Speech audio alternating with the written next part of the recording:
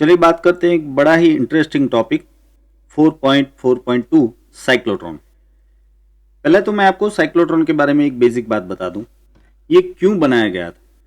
देखिए, हम पार्टिकल को माइक्रोस्कोप से देख सकते हैं, छोटे पार्टिकल को माइक्रोस्कोप से देख सकते हैं, लेकिन वो आप मॉलिक्यूल तक देख सकते हो, ज़्यादा से ज़्यादा एटम तक देख सकते हो, लेकिन एटम के अंदर क्या है ये हम नहीं देख पाते। अब साइंटिस्ट चाहते थे कि एटम के अंदर क्या है वो जाना जाए। अब इसके लिए एक सीधा सा रास्ता यह है कि किसी तरह से एटम को तोड़ा जाए। अब एटम को कैसे तोड़े? अगर एक एटम के ऊपर कोई दूसरा एटम, कोई दूसरा आयन या फिर कोई छोटा पार्टिकल इंसिडेंट किया जाए तो वो टूट सकता है।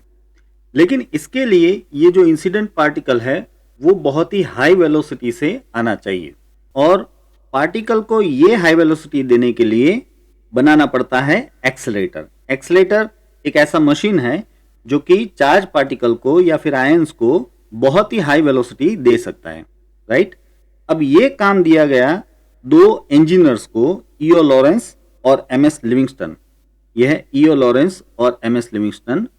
इन दोनों ने 1934 में ये साइक्लोट्रॉन बनाया।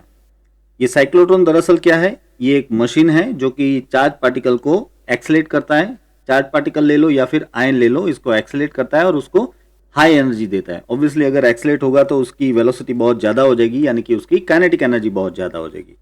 तो इस तरह से चार्ज पार्टिकल को हाई एनर्जी तक एक्सेलेरेट करने का काम करता है ये साइक्लोट्रॉन। ऑलराइट, इस साइक्लोट्रॉन से ही हम एटम के अंदर का जो न्यूक्लियर स्ट्रक्चर है वो जान पाए हैं। आज न्यूक्लियस के बारे में जो भी हम जानते हैं वो आज का जो सबसे एडवांस साइक्लोट्रॉन है, जिसका नाम है, आप जानते होंगे, लार्ज हेड्रॉन कोलाइडर। ये आज का सबसे एडवांस साइक्लोट्रॉन है। इसकी मदद से ही आज हम एटम के अंदर न्यूक्लियस के बारे में बहुत सारी डिटेल्स जान पाए हैं। चलिए, ये जो पहला साइक्लोट्रॉन बनाया था इसके बारे में हम समझ लेते हैं। इस साइक्लोट्रॉन में इलेक्ट्रिक फील्ड और मैग्नेटिक फील्ड दोनों को यूज किया जाता है और उससे पार्टिकल की एनर्जी जो है वो बूस्ट की जाती है। और यहाँ पे इलेक्ट्रिक फील्ड और मैग्नेटिक फील्ड दोनों परपेंडिकुलर होते हैं, इसलिए इसको क्रॉस्ड फील्ड कहते हैं, ये आपको पता होगा। और इस क्रॉस फील्ड के बारे में आगे हम पढ़ चुके हैं, जिसमें हमने देखा कि पार्टिकल जो है वो क्रॉस फील्ड में लॉरेंस फोर्स की वजह से सर्कुलर पाथ पे घूमने लगता है। इसमें जो इक्वेशन सबसे इंपॉर्टेंट रोल प्ले करता है वो है Fc equal to QB upon 2πm। इसको दरअसल कहते हैं साइक्लोट्रॉन फ्रीक्वेंसी। ये जो है साइक्लोट्रॉन फ्रीक्वेंसी का इक्वेशन है। दरअसल ये इक्वेशन हमने आगे के टॉपिक में पढ़ा था, जब हमने देखा कि भाई क्रॉस फील्ड में अगर हम कोई चार्ज को v वेलोसिटी से डालते हैं तो वो रोटेशनल मोशन में आ जाता है, मींस के सर्कुलर पाथ पे वो घूमने लग जाता है, और तब उसकी फ्रीक्वेंसी ये होती है। अब इस इक्वेशन में सबसे इंपॉर्टेंट बात यह है कि अगर चार्ज पार्टिकल की एनर्जी बढ़ती जाए तो भी इस फ्रीक्वेंसी को कोई फर्क नहीं पड़ेगा। देखिए, यहां पे एनर्जी का कोई टर्म ही नहीं है। समझिए, अगर चार्ज पार्टिकल की एनर्जी बढ़ती है तो यानी कि उसकी काइनेटिक एनर्जी बढ़ती है, यानी कि उसकी वेलोसिटी बढ़ती है। तो आप देखिए, इसमें वेलोसिटी वाली टर्म ही नहीं है, यानी कि चार्ज पार्टिकल की एनर्जी बढ़ेगी तो भी फ्रीक्वेंसी नहीं बढ़ेगी। ये एक बहुत ही इंपॉर्टेंट बात है, आपको याद रखना बहुत ही जरूरी है। ये इक्वेशन आप याद रखिएगा, इसको हम आगे अभी यूज करने वाले हैं, ठीक है। चलिए, अब हम साइक्लोट्रॉन के स्ट्रक्चर को समझते हैं। देखिए, साइक्लोट्रॉन के स्ट्रक्चर में बेसिकली मेटल के दो कंटेनर होते हैं जो कि दरअसल सेमी सर्कुलर डिस्क के फॉर्म में होते हैं। मेटल के दो सेमी सर्कुलर कंटेनर आप सोच लीजिए, दो होते हैं, ठीक है। इसको कह देते हैं D1 और D2, और इन जनरल इसको डीज कहा जाता है। अब इस डीज के साथ ये पूरा स्ट्रक्चर कैसा है वो मैं आपको इस फिगर में समझाता हूं। देखिए, यहां पे ये जो आप देख रहे हो ये दोनों डी कंटेनर है, डी शेप के, यानी कि सेमी सर्कुलर शेप के दो कंटेनर है। याद रहे कि ये कंटेनर अंदर से होलो है, ठीक है। और यहां पे ये मैग्नेटिक पोल लगाए गए, दो मैग्नेटिक पोल हैं, इस वजह से नीचे की ओर मैग्नेटिक फील्ड जा रहा है। मैं यहाँ पे दिखा देता हूं कि ये ऊपर जो है वो नॉर्थ पोल है और नीचे जो है साउथ पोल है। इस वजह से ये मैग्नेटिक फील्ड B जो है नीचे की ओर जा रहा है, यानी कि ये जो डी रखे हुए हैं आपने दो, इसके परपेंडिकुलर डायरेक्शन में मैग्नेटिक फील्ड जा रहा है। ऑलराइट, एक बात। दूसरी बात कि ये जो मेटल के डीज है ना, उसके साथ एक AC source, alternating current source जोड़ा जाता है। देखिए मैं यहां पे बता देता हूं, इस तरह से ये एसी सोर्स जोड़ा जाता है। राइट, अब ये एसी सोर्स क्या करेगा समझिए। होता यह है कि एसी सोर्स में कोई भी एक टर्मिनल प्लस होता है तब दूसरा टर्मिनल जो है माइनस होता है। समझे आप? तो सपोज कि यहां का टर्मिनल प्लस है तो क्या होगा कि ये पूरा जो डी है ना वो पॉजिटिव हो जाएगा, और यहां का टर्मिनल माइनस है, नेगेटिव है, तो ये पूरा डी जो है वो नेगेटिव हो जाएगा। ठीक है, इस वजह से इन दोनों के बीच में ये जो गैप रखा है ना, उस गैप में इलेक्ट्रिक फील्ड प्रोड्यूस होगा। अब चिंता मत कीजिए, इसकी फिगर में मैं आपको दिखाऊंगा इलेक्ट्रिक फील्ड वाली। पहले इसको समझ लीजिए कि आपने इन दोनों डी को एसी सोर्स के साथ कनेक्ट किया। एसी सोर्स में जब ये टर्मिनल पॉजिटिव होता है और ये टर्मिनल नेगेटिव होता है तो ये जो डी है वो पॉजिटिव बन जाएगा, ये डी नेगेटिव बन जाएगा। इससे इन दोनों के बीच में ये जो गैप है, इस गैप में इलेक्ट्रिक फील्ड प्रोड्यूस होगा। ऑब्वियसली इलेक्ट्रिक फील्ड पॉजिटिव से नेगेटिव होता है। तो ये बात क्लियर होगी। अब आप देख पा रहे हो कि जो मैग्नेटिक फील्ड है वो ऐसे नीचे की ओर है और इलेक्ट्रिक फील्ड जो है ऐसे है, हॉरिजॉन्टल है, यानी कि इलेक्ट्रिक फील्ड मैग्नेटिक फील्ड के परपेंडिकुलर है। इसका मतलब कि ये क्रॉस्ड फील्ड है, एक बात।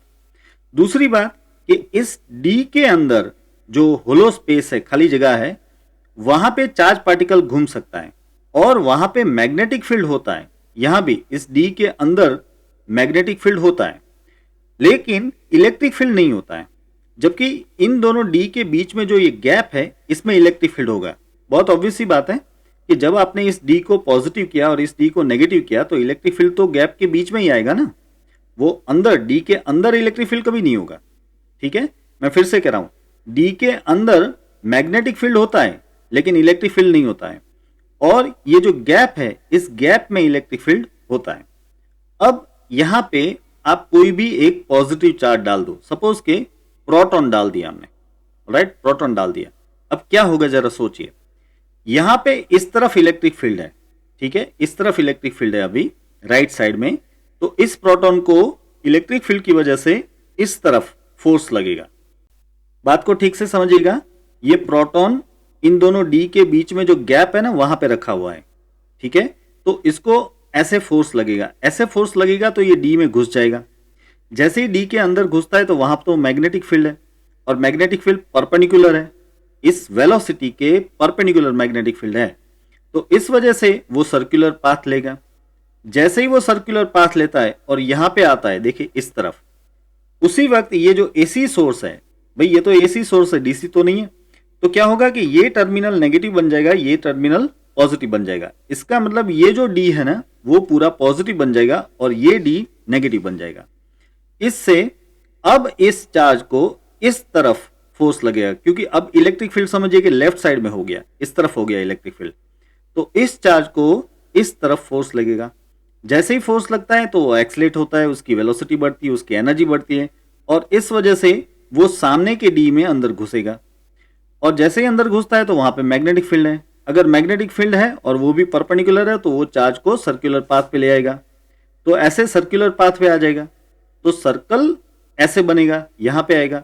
जैसे ही चार्ज यहां पे आता है तो ये तो वापस एसी है ना, तो ये क्या हो जाएगा, ये प्लस हो जाएगा, ये माइनस हो जाएगा, यानी कि वापस ये डी पॉजिटिव, ये डी नेगेटिव, तो वापस इलेक्ट्रिक फील्ड इस तरफ आ जाएगा। तो इस वजह से अब चार्ज को वापस राइट साइड में फोर्स लगेगा, फोर्स से उसकी एनर्जी बढ़ेगी और इस बढ़ी हुई एनर्जी के साथ वो इस डी में वापस घुसेगा। अब यहां पे एक चीज और याद करा दूं मैं आपको, और वो है रेडियस का equation, R equal to M V upon Q B. आपको याद होगा क्रॉस फील्ड में जब चार्ज डालते हो तो उसकी रेडियस जो है R equal to M V upon Q B होती है। अब इसमें आप देख पा रहे हो कि जैसे जैसे V बढ़ेगा वैसे वैसे R बढ़ेगा, है ना, मीन्स कि जैसे जैसे चार्ज पार्टिकल की स्पीड बढ़ेगी वैसे वैसे उसकी रेडियस बढ़ेगी, या फिर ऐसे कहूं ये एम वी यानी कि मोमेंटम होता है। एम वी यानी क्या हो गया, momentum P upon Q B. तो मैं कह सकता हूं कि जैसे जैसे चार्ज पार्टिकल की मोमेंटम बढ़ेगी उसकी सर्कुलर पाथ की रेडियस बढ़ेगी। सही है। तो अब क्या हो रहा है कि चार्ज पार्टिकल घूम के यहां से यहां तक आ गया, तब तक तो उसकी एनर्जी ऑब्वियसली बढ़ गई है। तो अब ये जो सर्कुलर पाथ लेगा वो देखिए बड़ी रेडियस वाला लेगा। देख रहे हो आप, ये रेडियस बढ़ गई। ठीक है। अब वापस जैसे ही ये चार्ज पार्टिकल यहां पे घुसता है, यहां पे पहुंचता है, तब इस एसी सोर्स में वापस पोलैरिटी बदल जाएगी। मीन्स कि ये बन जाएगा पॉजिटिव, ये बन जाएगा नेगेटिव, तो इलेक्ट्रिक फील्ड वापस आ गया लेफ्ट साइड में। तो चार्ज पार्टिकल को वापस फोर्स लगेगा, वापस एनर्जी मिलेगी, लेकिन एनर्जी मिलने से उसका मोमेंटम बढ़ेगा तो रेडियस बढ़ेगी। तो वापस ये चार्ज पार्टिकल इस सर्कुलर पाथ पे लेकिन बड़ी रेडियस के साथ घूमेगा और इसी तरह ये चार्ज पार्टिकल घूमता रहेगा। ऑब्वियस सी बात है कि जब चार्ज पार्टिकल यहां पे आए, इस जगह पे आए, तब इलेक्ट्रिक फील्ड ऐसे लगना चाहिए। जब चार्ज पार्टिकल यहां पे आए तब इलेक्ट्रिक फील्ड ऐसे लगना चाहिए। इसके लिए बहुत ही जरूरी है कि ये जो एसी सोर्स है ना, उसकी फ्रीक्वेंसी इस चार्ज पार्टिकल की घूमने की जो फ्रीक्वेंसी है उसके साथ ट्यून होनी चाहिए। ये बहुत ही जरूरी है। अब आप समझिए, ये जो चार्ज पार्टिकल घूम रहा है ना, उसकी जो फ्रीक्वेंसी है वो फ्रीक्वेंसी होती है, आगे हमने लिखा F C equal to Q B upon 2πm, right. तो ये जो एसी सोर्स है उसकी फ्रीक्वेंसी यानी कि एफ है वो एफ सी जितनी होनी चाहिए। मैं रिपीट कर रहा हूं कि ये एसी सोर्स की फ्रीक्वेंसी है एफ है, वो कितनी होनी चाहिए? एफ सी जितनी। एफ सी यानी कि साइक्लोट्रॉन फ्रीक्वेंसी, दरअसल कहलाती है साइक्लोट्रॉन फ्रीक्वेंसी, लेकिन ये फ्रीक्वेंसी दरअसल जो चार्ज पार्टिकल घूम रहा है उसकी फ्रीक्वेंसी है, राइट। तो F A equal to F C अगर रहा तो ही ऐसा हो पाएगा कि चार्ज पार्टिकल यहां पे पहुंचे तब उसको इस तरफ इलेक्ट्रिक फील्ड मिले और चार्ज पार्टिकल यहां पे पहुंचे तब इसको इस तरफ इलेक्ट्रिक फील्ड मिले। ठीक है। तो अब पूरी बात को आप पहले से विजुअलाइज कीजिए। चार्ज पार्टिकल यहां पे रखा था, ठीक है, दोनों डीज के बीच में, और वहां से उसको इलेक्ट्रिक फील्ड ने अंदर की ओर धक्का मारा तो मैग्नेटिक फील्ड ने उसको घुमा दिया। फिर यहां पे आया तो इलेक्ट्रिक फील्ड ने उसको ज्यादा धक्का मारा, ज्यादा फोर्स दिया, उसकी एनर्जी बढ़ गई, और जैसे ही यहां पे पहुंचा तो मैग्नेटिक फील्ड ने घुमा दिया। तो इस तरह से इलेक्ट्रिक फील्ड उसको एनर्जी देता जाता है और मैग्नेटिक फील्ड उसको सर्कुलर पाथ पे घुमाता जाता है। लेकिन इस दौरान जैसे जैसे उसकी स्पीड बढ़ती जाती है वैसे वैसे उसकी रेडियस बढ़ती जाती है। इसलिए ये चार्ज पार्टिकल ऐसे बड़ी बड़ी रेडियस पे घूमता हुआ आखिर में यहां से बाहर ले लिया जाता है। देखिए यहां से, ये लास्ट टर्न है इसका, तो यहां से इसको डी में से बाहर ले लिया जाता है और जो भी टारगेट है उसके ऊपर इसको हिट किया जाता है। अब ये प्रोटॉन है और यहां पे ये हिट होगा टारगेट के ऊपर। टारगेट के तौर पे और कुछ नहीं, कोई एटम हो गया या कोई मॉलिक्यूल हो गया, उसके ऊपर ये चार्ज पार्टिकल यानी कि प्रोटॉन जो है हाई वेलोसिटी के साथ हिट होता है। ये हाई वेलोसिटी यानी कि आप समझिए बहुत ही हाई होती है, ऑलमोस्ट 10⁵ मीटर पर सेकंड के आसपास, समझ रहे हो।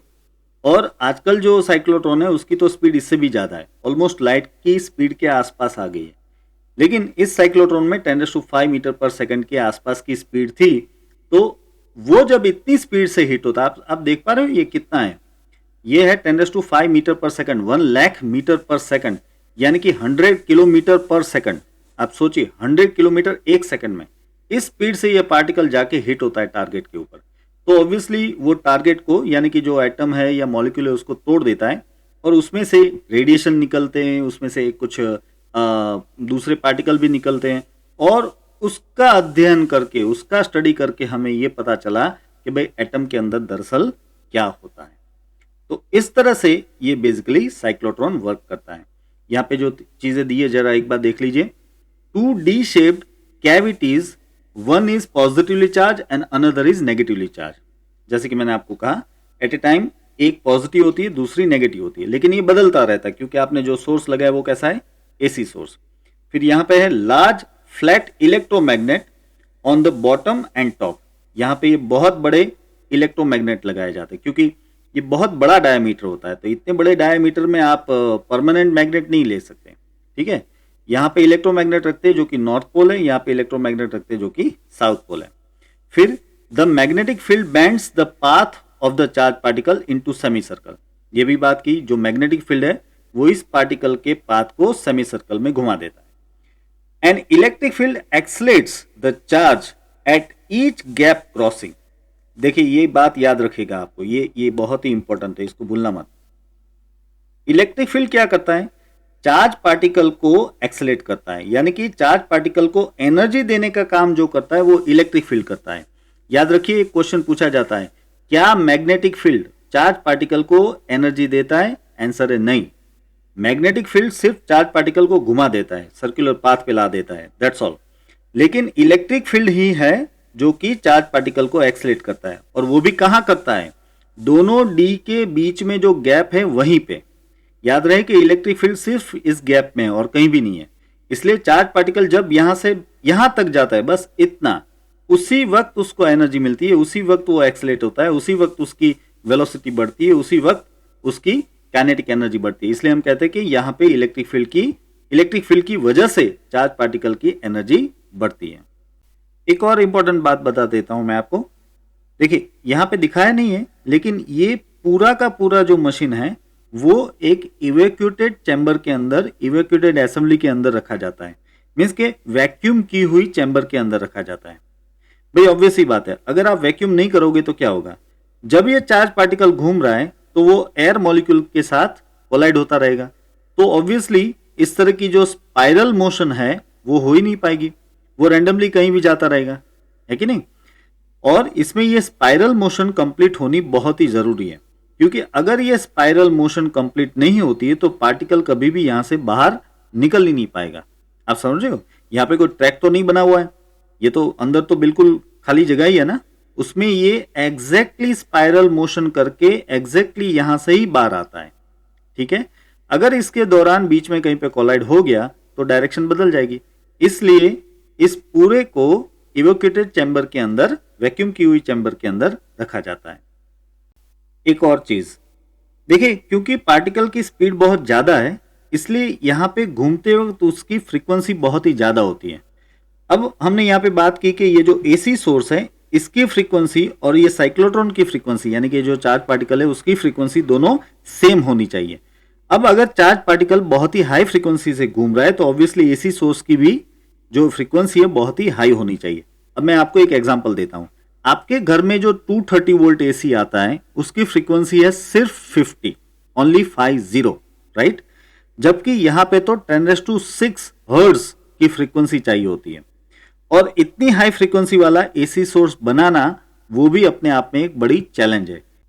अगर ये फ्रीक्वेंसी और ये फ्रीक्वेंसी, यानी कि एसी सोर्स की फ्रीक्वेंसी और साइक्लोट्रॉन की फ्रीक्वेंसी अगर सेम नहीं हुई तो ऑब्वियस सी बात है क्या होगा कि चार्ज पार्टिकल जिस वक्त एक्सेलेरेट होना चाहिए उस वक्त नहीं होगा, राइट? और इस वजह से रेजोनेंस नहीं होगा।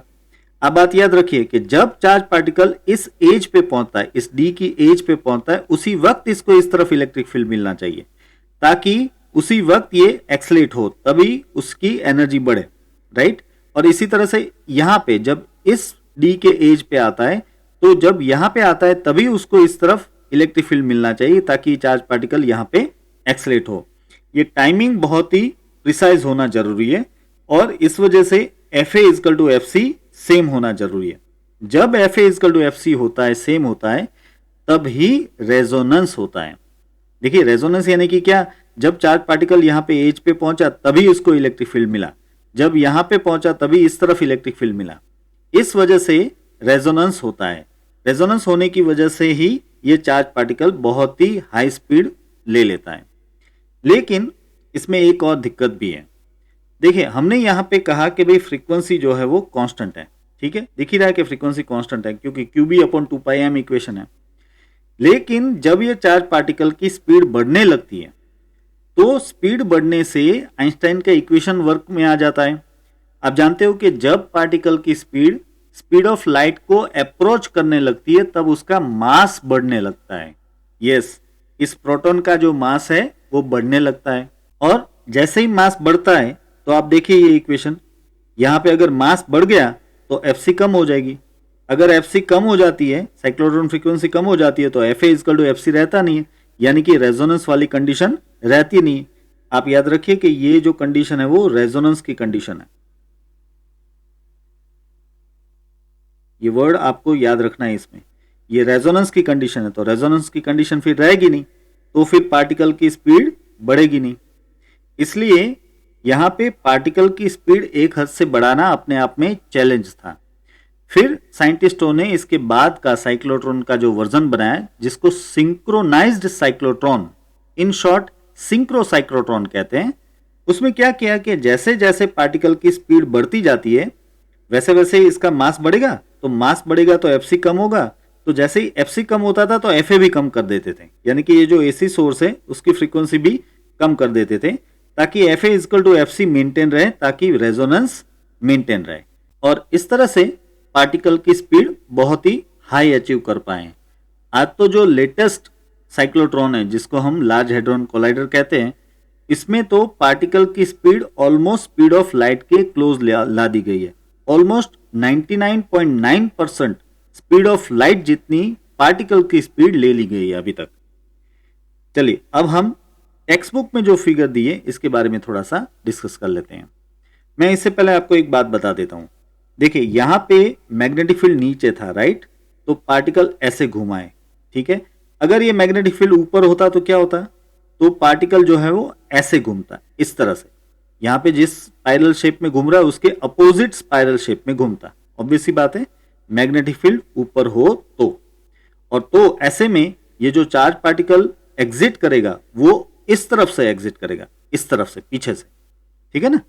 मैं ये बात इसलिए बता रहा हूं क्योंकि हम जो टेक्स्ट बुक की फिगर देखने वाले हैं उसमें मैग्नेटिक फील्ड ऐसे ऊपर दिखाया गया है। ये मैंने इंटरनेट में से लिए इसलिए इसमें मैग्नेटिक फील्ड नीचे की ओर दिखाया गया।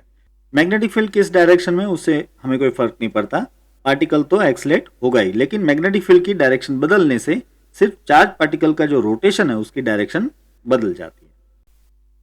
अब देखिए यहाँ पे ये फ्रीक्वेंसी का इक्वेशन दिया है, यहाँ पे न्यू सी सिंबल को यूज किया है।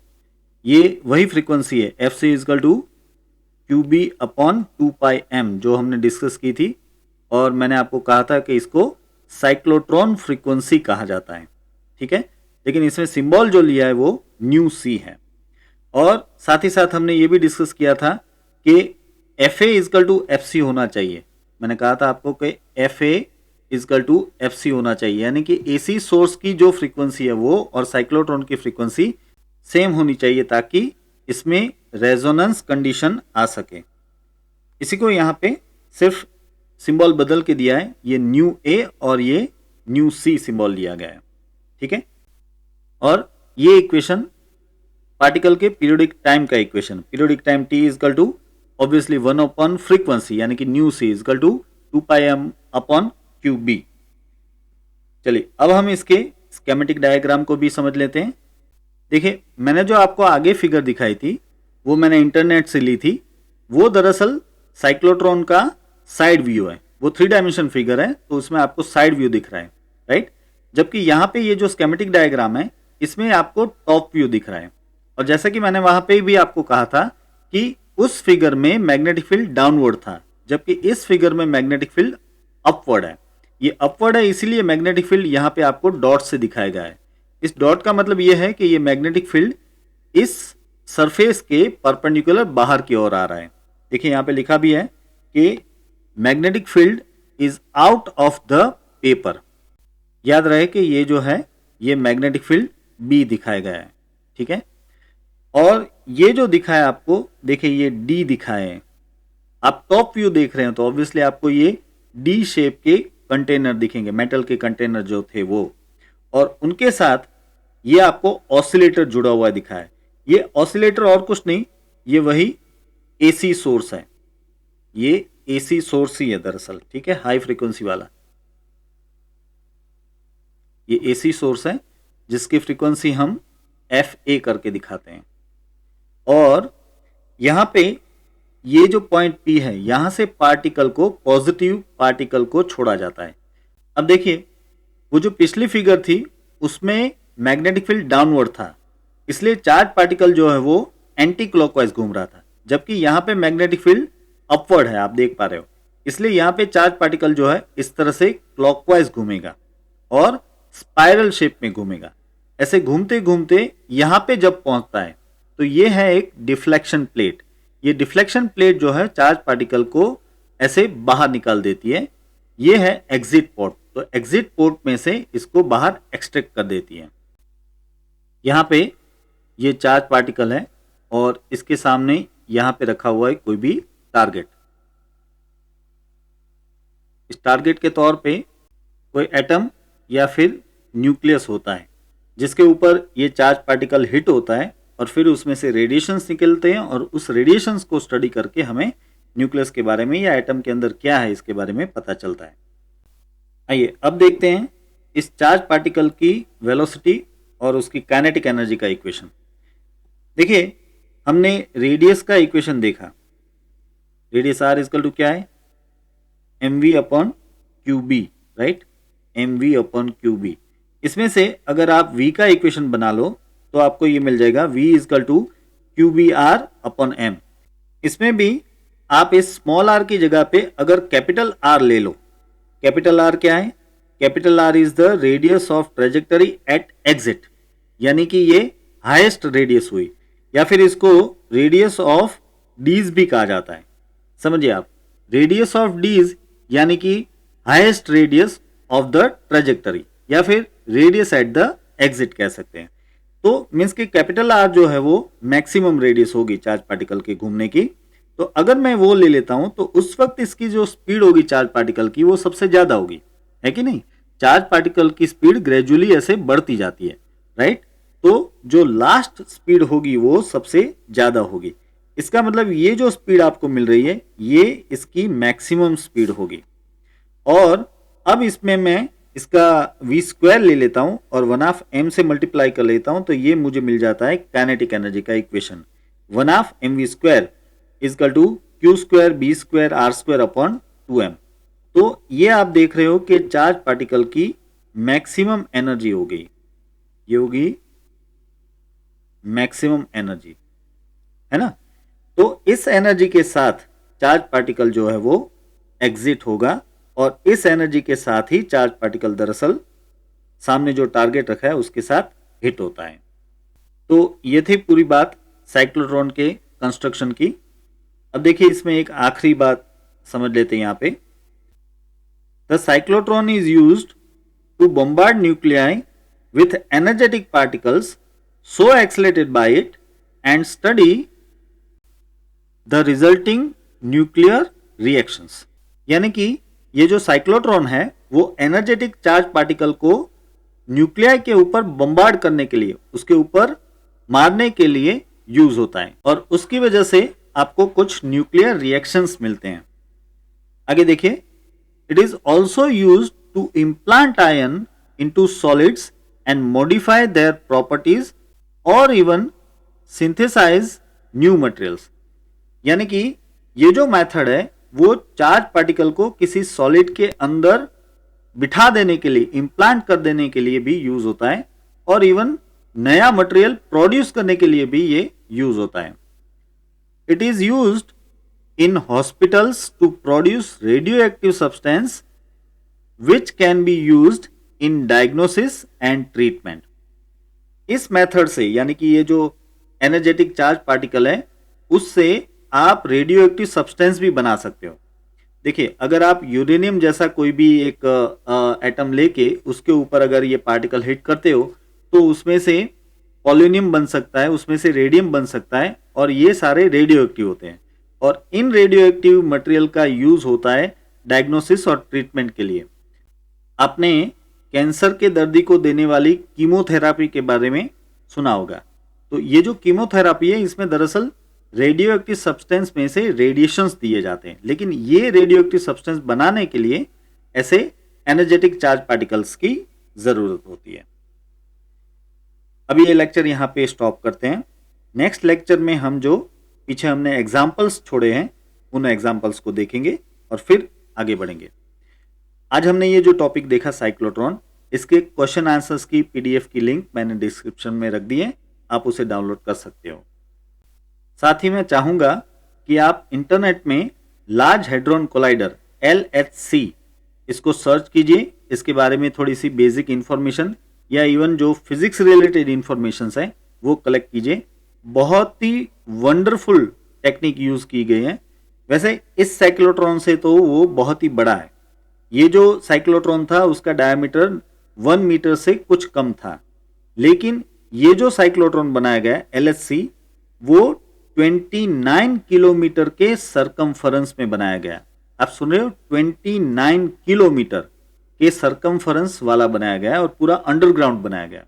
इसलिए कह रहा हूं कि इसकी डिटेल्स आप देखना, इंटरनेट पे बहुत ही वंडरफुल इंफॉर्मेशन है। और मैं कहना चाहूंगा कि हमारे इस टाइम की ये सबसे बड़ी रिसर्च है, सबसे बड़ा फिजिक्स का डेवलपमेंट है, तो इसे आप श्योरली देखिए।